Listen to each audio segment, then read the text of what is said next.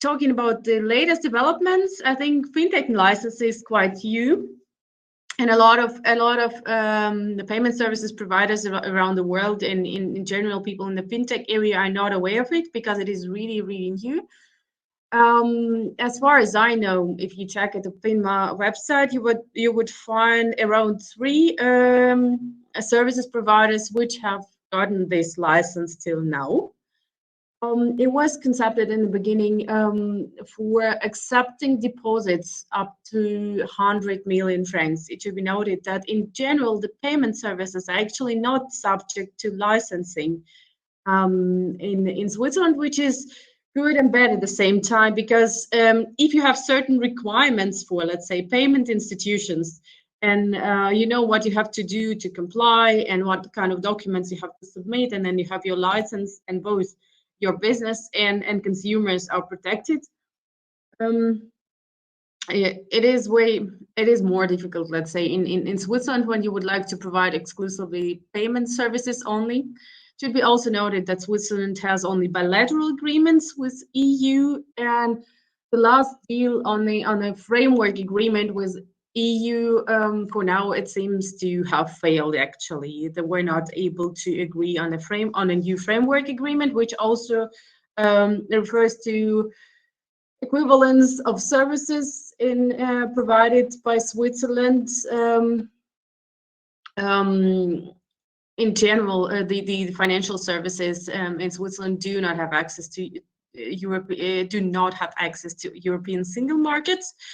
And when we talk about equivalence, I think I just referred to what Ilya has said. In my opinion, it is a political matter. Either you're part of the EU and then you get access to single markets using equivalence. And if you're not part of the EU and if you just don't play together, I do not believe that EU politicians would let you cherry pick just the access to the single market and not to play by other rules. But that's just my opinion, of course. So the FinTech license, what are the requirements to that? You can have a sandbox if you accept deposits up to 1 million. Sometimes it's really important for startups to have a trial period, let's say, to test their technology. Then you could apply for FinTech license to be able to accept deposits up to 100 million francs. And then the next step is, of course, the banking license. So FinTech license, I would say it's rather a small banking license than a payment institution license. You need at least 300k euro or francs minimum capital. You need, of course, to comply with the whole substance and presence requirements. And in this regard, the whole thing would take you from 9 to 16 months. And in this regard, it should be noted, yeah, it is here, what kind of local directors and risk officer you need.